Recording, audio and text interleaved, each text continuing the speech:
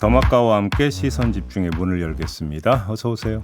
네, 안녕하세요. 더마카입니다. 오늘도 삐딱선 정신에 입각해서 주요 뉴스 챙겨드리겠습니다. 네. 그랜토퍼스님, 갑자기 추워져서인지 일찍 깼습니다. 덕분에 5억 년 만에 본방사수할게요. 5억 년 만에 엄청 오랜만에 오셨다는 얘기겠죠. 혹시 연세가 어떻게 되시나? 10억 년 되시나? 네. 이 정도면 산신령? 네, 아무튼 봄이 안 왔다니까요. 그죠? 네. 네, 봄은 더디게 온다. 제이비가 쭉 밀고 있는 얘기죠. 봄은 더디게 온다. 그리고 분적산 메아리님이 말레이시아에서도 깨끗하게 잘 들립니다. 라고 해주셨네요. 말레이시아. 예, 안 가봤지만 좋다고 하더라고요. 여긴 뭐 음식이 뭐가 유명한가요? 모르겠네 그걸. 말레이시아의 대표 음식이 뭔가요? 저도 안 가봐서 모르겠는데. 네, 안 가본 곳은 다 좋은 거예요. 네, 분적산 메아리님 좀 알려주세요. 왜냐면 제이비가 또 음식 따라 한번 갈 수도 있거든요. 그렇죠. 여행은 맛이죠, 맛. 맛집. 그죠? 네, 이게 춘철님들한테도 다 소문이 나가지고 오. 제이비 하면 짠돌이, 제이비 하면 맛있는 거에 목숨 건다. 뭐 이런 게 다 있더라고요. 아니, 제가 왜 짠돌이에요, 제가? 그러게요. 그런 것도 있더라고요. 그다음에 본인이 지금 다 유포시킨 거 아니에요? 지금 본인이. 제가요? 그럼요. 아닙니다. 저는 가짜뉴스 유포자가 아니고요. 임재형님, 멀리 미국 텍사스 달라스에서 유튜브로 보고 있습니다. 시선 집중 파이팅. 텍사스 카우보이. 왜 오세요? 또 뭐 맛있는 거 얘기하실까봐 기대하고 있습니다. 거기도 안 가봐서 모르겠어요. 햄버거 뭐 이런 거 아닌가? 소고기. 네, 다 알려주세요. 제이비 먹는 거 아는 거 좋아하거든요. 네. 자, 여기까지 하고요. 전 세계인이 함께하는 제이비타임즈. 오늘 주목할 첫 번째 뉴스 어떤 건가요? 새벽에 들어온 소식인데요. 빅5 병원 전공의 대표들이 전원 사직서를 제출하고 병원 근무 중단을 결정을 했다는 소식입니다. 네. 대한전공의협의회 박단 회장과 빅5 병원 전공의 대표들이 어제 심야부터 오늘 새벽 2시까지 서울역 인근에서 긴급 회의를 열어서 이렇게 결정을 했다고 하는데 2월 19일까지 전원 사직서를 제출한 뒤에 20일 6시 이후에는 병원 근무를 중단한다. 이렇게 밝혔다고 합니다. 추후 전체 수련 병원들을 대상으로 참여 조사를 진행하겠다. 이런 계획도 함께 밝혔다고 하는데요. 참고로 빅5 병원은 서울대병원, 세브란스병원, 삼성서울병원, 서울아산병원 그리고 서울성모병원 이 5군데를 뜻하는 거거든요. 자, 여기서 주목해서 봐야 되는 건 흐름인데 그러니까 사실 어제 오후까지만 해도 보도가 어떤 식으로 나오냐면 집단 행동까지는 들어가지 않을 것 같다라는 보도가 대세를 형성하고 있었습니다. 분위기도 그렇게 잡히고 있었었는데 이게 갑자기 급변을 한 거거든요. 여기에는 중요한 계기가 이게 있었던 것 같습니다. 원광대 의대에서 전공의 7명이 사직서를 냈어요. 그러다가 밤늦게 갑자기 126명 전원이 사직서를 제출을 한 겁니다. 그리고 제가 지금 전해드린 빅5 병원의 전공의 대표들이 이런 결정을 내린 건데 이러면 지금 이 움직임이 순식간에 다른 병원 전공의들로까지도 확산될 수가 있다라고 하는 우려를 안 할 수가 없는 거 아니겠습니까? 요 추이를 좀 아주 주의 깊게 지켜봐야 될 것 같고요. 문제는 정부가 어떻게 지금 대응하고 나설 것이냐 문제 아니겠습니까? 저희가 어제 보건복지부 차관과 인터뷰를 했는데 비대면 진료를 확대하거나 PA 간호사를 투입한다. 이런 그 계획을 세우고 있다고 해서 어제 뉴스도 많이 타기는 했습니다만 과연 그것 가지고 될 수 있겠느냐? 이것도 사실 점검이 필요한 것이죠. 네, 이렇게 되면 그야말로 강대강 대치 국면으로 가는 거잖아요. 그렇습니다. 근데 이렇게 가서 끝이 좋을 수가 없을 것 같은데 정부가 좀 묘수를 내야 되는 건가요? 말 그대로 지금 더마카가 이야기한 대로 강대강이지 않습니까? 자, 여기서 그러면 정부가 한 발 물러서서 그러면 2,000명이 아니라 한번 탄력적으로 조정을 해보자라고 한다면 또 이렇게 되면 이제 정부에 대한 비판, 여론이 올라갈 수도 있는 거죠. 그럴 거면 애당초 좀 협상을 통해서 좀 풀지 왜 그랬느냐라는 이야기가 그다음에 따라오지 않겠습니까? 그렇죠. 그리고 저는 이 자리에서 며칠 전에 진단을 한 바가 있습니다. 만약에 조금이라도 정부가 총선을 염두에 두고 있다면 일보 후퇴하는 게 쉬운 일이 아닐 것이다 라고 하는 점을 짚은 바가 있었는데 과연 정부가 강 기조에서 약 기조로 전환될 것인가 그것도 쉽지는 않을 것이다라는 겁니다.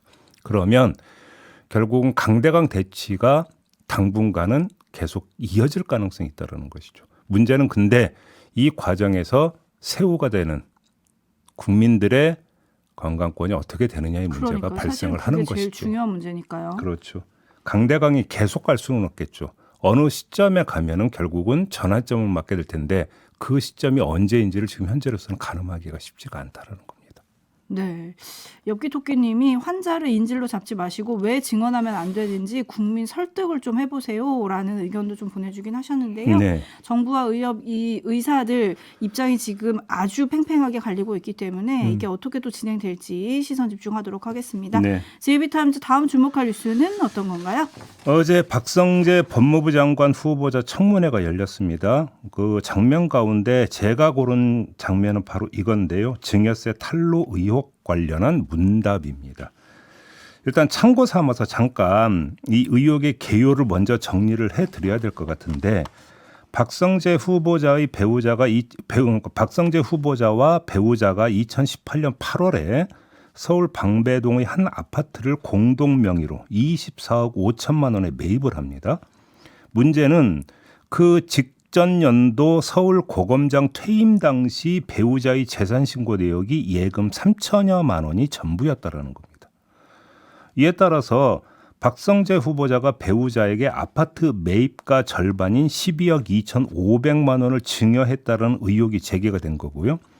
더불어 이게 증여라면 증여세 1억 3천만 원을 냈어야 했는데 이걸 안 냈다라는 문제 제기가 뒤따랐던 겁니다. 자, 이 문제가 어제 청문회에서 다시 이 도마에 올랐는데요. 이에 대한 박성재 후보자의 답변은 이런 것이었습니다. 들어보시죠.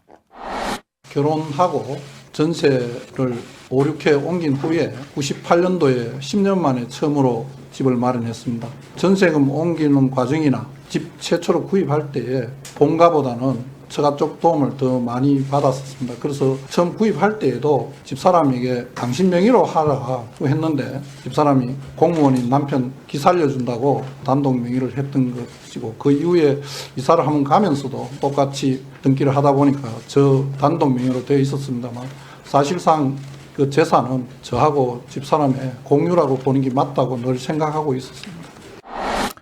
네, 정리를 좀 하면요. 야동씨 집 살 때 처가 쪽에서 많이 도와줬기 때문에 반반 소유였다. 이런 취지의 주장이거든요. 뭐 그렇다고 치고요. 청각 집중할 건 바로 이 대목입니다. 남편 길을 살려준다고 단독 명의를 했다라는 대목인데요. 저 개인적으로는 이 이야기를 듣는 순간에 떠오른 인물이 한 명이 있습니다. 좀 시간을 좀 거슬러 올라가야 되는데 이명박 정부 출범 때 여성부 장관으로 지명됐다가 부동산 과다 보유 의혹, 이때 부동산을 보유하고 있는 게 40건이 있다라고 하는 의혹이 제기가 됐었습니다. 이 과다 보유 의혹이 제기가 돼서 낙마했던 사람이 있습니다. 이춘호 후보자인데 이때 역사의 길이 남을 주장을 한 게 있습니다. 어떤 주장이었냐면 암 검사 결과 암이 아니라고 해서 남편이 기쁜 마음으로 오피스텔을 선물했다. 어허. 라고 해명을 해서 부정적 여론에 기름을 부은 적이 있었습니다. 아마 제가 지금 전해드리면 그때 이런 일이 있었죠라고 아마 회상하시는 분들이 좀 계실 것 같은데 그러니까 박성재 후보자 부인이나 이춘호 당시 후보자 남편이나 배우자 사랑의 징표로 부동산을 내미는 이 판타지 스토리 이런 판타지 스토리 앞에서 움츠려드는 보통의 남편과 보통의 아내 이들의 기는 도대체 누가 살려줄 것이냐라고 하는 이런 생각을 한번 해봤습니다. 이러면 안 되는데 우리 촌철님들은 기 죽는다는 댓글이 많네요. 그러니까요. 선의의 거짓말님. 그런데요. 금조부 출신이던데 이분이라고 해주셨어요. 금융조세부장까지 하신 분이잖아요. 그렇습니다. 정말로 몰랐을까요? 내야 된다면 내겠다라는 답변을 어제 했다고 합니다. 네, 그러니까 야당 의원들이 물으니까 불찰이었고 필요한 조치를 하겠다고 했는데 그러면 증여세를 뒤늦게라도 내실 건지 네. 요걸 또 시선 집중하겠습니다. 네. 반면에 이분이 지금 한동훈 전 법무장관의 후임인 거잖아요. 그렇습니다. 대통령과의 인연 등이 이제 처음에 지명됐을 때 논란이 좀 됐었고 어제도 이제 여러 가지 사건에 대한 입장을 밝히는 가운데 김건희 여사 건에 대해서는 이제 말을 좀 아꼈다 이런 보도들이 좀 있던데 앞으로 업무 활동 좀 어디에 주목해서 봐야 될까요? 일단은 제가 볼 때는 검찰 인사가 또 어떻게 나올지도 한번은 좀 주목해서 봐야 될 것 같습니다. 그러면서 이른바 이제 어느 순간부터인가 언제부터인지는 제가 좀 그 해석이 힘들지만 검찰 인사가 나면 어느 라인 뭐 이런 식의 어떤 언론 묘사가 많이 있지 않았습니까? 요번에도 이런 것들이 되풀이되는지 그리고 또 되풀이되는 과정에서 이른바 한동훈 라인이라는 이야기가 또 나오게 되는지 안 나오게 되는지 예를 들어서 그 한동훈 라인의 약진 내지 퇴조 그게 뭐가 되든지 간에 이런 이야기가 나오는지도 한번 좀 지켜볼 필요가 있다는 생각이 좀 듭니다. 아, 역시 인사. 네, 밑줄 치고 기억하겠습니다. 제비타임즈 다음 주목할 뉴스는 오디오로 먼저 만나보시죠.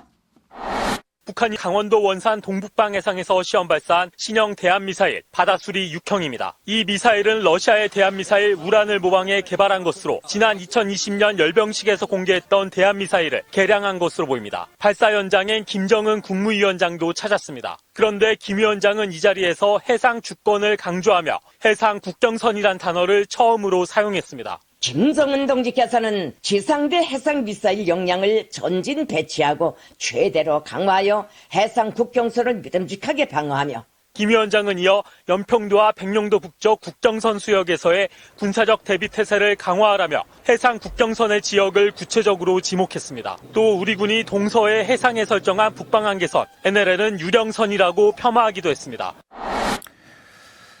네. 국경선이라고 하는 표현이 새로 등장을 한 거 아니겠습니까? 네. 이게 남조선이 아니라 대한민국이라고 부르면서 하나의 민족이 아니라 별개의 국가로 간주하겠다라는 선언. 그 선언의 연장선인 것으로 해석을 해야 될 것 같은데요. 그래서 이 서해상 국경선을 어떻게 긋겠다라는 것이냐. 이게 이제 당장 따라붙는 궁금증인데 이건 아직은 알 수가 없습니다. 다만 확실하게 추정할 수 있는 건 우리의 북방 한계선 NLL 이걸 인정하지 않을 게 거의 확실하다라는 점입니다.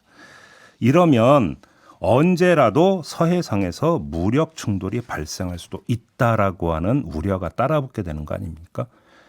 여기서 복귀해야 하는 문제가 있습니다. 9.19 군사 합의가 파기되면서 어렵게 도출됐던 해상 완충구역 이것도 이제 함께 폐기가 된 상황이겠습니까? 이런 결과가 우리에게 안보에서 실질적으로 도움이 되느냐라고 하는 문제를 좀 다시 한번 따져볼 필요가 있겠다 이런 말씀을 드리겠습니다. 네, 거의 모든 언론이 이 소식을 전하면서 공개적인 도발 예고라고 썼더라고요. 그렇습니다. 그러면 우리는 또 어떤 준비를 해야 되는가 이 얘기도 해봐야 되잖아요. 이거는 어떻게 얘기는 할 수가 없는 거죠. 너무나 당연하게 만반의 준비를 다 해야 되는 거고요. 대응 태세는 당연히 갖춰야 되는 겁니다. 근데 중요한 거는 도발을 하고 대응을 하는 것 자체는 바람직하지가 않다라는 겁니다. 그걸 예방하는 게 중요한 거 아니겠습니까? 그러니까요. 저는 지금 그걸 말씀을 드리고 있는 겁니다. 그러니까요. 아, 도발 가능성이 있다. 이거 좀 불안해지는데요. 한편 김여정 북한 노동당 중앙위원회 부부장이 어제 기시다 후미오 일본 총리에게 평양으로 올 수도 있다. 뭐 이런 얘기를 했어요. 그런데 뭐 납치 문제 빼고 이렇게 했더라고요. 네. 그게 무슨 실질적 의미를 갖는지 잘 모르겠습니다. 왜냐하면 일본 같은 경우는 고이즈미 수상 시절부터 계속 북일 관계 개선을 타진을 해왔는데 그때마다 번번이 좌절됐던 게 뭐냐면 납치 문제였었어요. 그렇죠. 근데 그거 빼고 얘기하자고 하면 그 진전이 있겠습니까? 그런 점에서 제이빈도 그렇게 보시는군요. 많은 언론들은 형제국 쿠바와 우리가 그러니까 북한의 형제국 쿠바랑 우리가 수교를 맺었으니까 거기에 대한 대응으로 일본에게 손을 더 내미는 거 아니냐 이렇게 해석을 또 많이 하던데. 아니 그러니까 이제 그 기시다 후미오 총리의 어떤 지지율이 엄청 낮다면서 20%대인가 그렇다면서요. 그래서 어떤 타겟책 가운데 하나로 북한과의 관계 개선을 모색해 들어가는 어떤 정치적 동기가 형성이 됐다고 봐야 되고 그래서 북한도 이걸 타고 어떻게든지 간에 일본과의 관계를 개선해서 동북아 정세를 조금이라도 자기들한테 유리한 쪽으로 끌어당기려고 하는 어떤 그 정치적 어떤 저의는 얼마든지 발동이 될 수 있는 거죠. 근데 문제는 그런 의도가 실질적 결과를 끌어낼 수 있느냐는 별개의 문제라는 겁니다.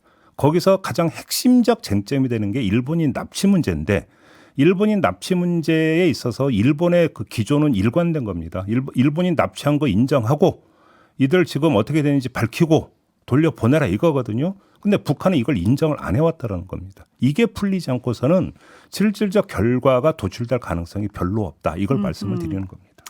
네, JB타임즈 다음 주목할 뉴스는 어떤 건가요? 네, 요 소식을 일단 짧게 먼저 전해드릴까요? 검찰이 올해 말에 AI 수사관을 도입한다고 합니다. 오호. 현재 수사 중인 사건과 비슷한 사건을 찾아주는 AI 기술을 적용한다라는 건데 이건 1차고요. 그 다음에 도입되는 기술이 또 있다고 합니다. 대검찰청과 함께 연구를 진행한 신유진 가톨릭대 데이터 사이언스과 교수의 말에 따르면 AI 기반으로 유사 사건을 자동으로 찾아주는 기술은 상대적으로 적용이 쉬워서 이르면 올해 말께 적용 가능하고 수사 질문 생성, 형량 제한과 같은 응용 기술도 1년 내 도입할 수 있을 것으로 본다. 이렇게 말했습니다. 그동안 시중에 우스갯소리로 AI 검사, AI 판사 얘기 종종 나오지 않았습니까? 네. 이게 현실이 될 수 있다. 이런 이야기가 되는 건데요. 이러면은 뭐가 달라집니까? 당장 기대하는 건 수사 속도가 올라간다라는 점이죠. 유사 사건을 찾아주죠. 거기다가 만약에 2차까지 이루어진다면 신문 내용도 AI가 작성해 준다는 거잖아요. 오호. 거기다가 구형량도 코치해 준다라고 하는 거니까 그러면 검사의 일의 대부분이 덜어지게 되는 거 아닙니까? 그럼 당연히 수사 속도가 올라가게 되는 거겠죠. 근데 저는 이거보다 궁금한 게 AI 수사관의 수사는 정치적 중립성을 기할 수 있을까? 저는 이게 더 궁금해요. 데이지님이 이거를 좋다고 해야 될까요? 나쁘다고 해야 될까요? 라고 헷갈리신다고. 근데 제가 볼 때는 AI 기술이 아직은 완벽한 단계는 아니기 때문에 오류 내면 어떡해요? 사람의 인생에 걸린 수사 문제인데 전적으로 여기에만 의존하겠습니까? 그러니까. 그건 말이 안 되는 거고 물론 당연히 어떤 그 과정에서도 뭐 그러니까 필터링이 이루어진다고 봐야 되겠죠. 아무튼 AI는 어디까지 뻗쳐나가는 겁니까? 우리 생활에서. 그러게요. 마징가님이 사람도 못하는 수사 AI가 하면 더 정확할까요? 라고 물음표 던져주셨는데 과연 그럴까요? 물음표로 남겨두겠습니다.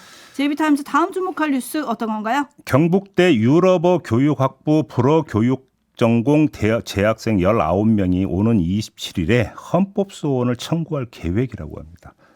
경북대가 지난해 3월 31일에 불어교육 전공 폐과를 결정해서 교육부가 같은 해 5월 1일 이를 최종 승인을 했고요. 이에 따라서 경북대는 2025학년도부터 불어교육 전공 신입생을 모집하지 않고 대신 정보 컴퓨터 교육과를 신설하기로 했는데 이에 학생들이 일방적으로 폐과를 통보받았다고 항의해 오다가 헌법재판소까지 찾기로 한 겁니다. 자, 헌법 소원이라는 데 좀 주목할 필요가 있는데요. 고등교육법 제6조 제1항과 제4조 제3항 등에서는 학교의장이 학칙을 제정 또는 개정할 때 충분한 사전 공고와 심의, 공포 절차를 거쳐야 한다고 포괄적으로 규정하고 있지만 구체적으로 폐과를 결정하는 경우와 관련해서는 언급이 없는데 바로 이것 때문에 학생들의 교육받을 권리가 침해받고 있다라는 취지인 겁니다. 그래서 헌법소원을 청구해 보겠다라는 건데 이런 사법적인 접근 말고도 다른 측면에서도 지적할 건 있습니다. 경북대는 불어교사 수요 감소 등 교육 환경 변화에 따른 불가피한 대처였다 이런 입장이라고 하는데 대학은 인력 양성소의 측면도 있지만 더불어 학문의 다양성을 구현하는 전당이라고 하는 측면도 있습니다. 더구나 경북대는 국립대 아닙니까? 그렇죠? 그렇죠. 그러면 사립대에 비해서는 좀 더 대학 본래의 어떤 의미, 대학 본래의 역할에 더 충실해야 할 수 있는 환경은 조금은 더 있는 거 아닙니까? 사립대에 비해서는. 그런데 이런 곳에서까지 이렇게 되어버린다고 한다면 기초학문은 도대체 어떻게 되는 것이냐라고 하는 문제가 또 제기가 되는 거거든요. 네, 사냥꾼 떠돌이님이 국립대가 더 인문계 학과들을 유지시켜야 하지 않을까요? 라고 해주셨어요. 제가 지금 드린 말씀도 바로 네, 그거거든요. 그리고 폰님은 비인기 학과 폐과, 의사조차도 소아과 등이 인기가 없어지잖아요. 라는 따끔한 문자도 보내주셨고요. 네. 반면에 4936님, 그 다음에 청님, JB는 AI로 대체하지 않았으면 좋겠습니다. 마무리하겠습니다. 더마카 수고하셨어요. 고맙습니다.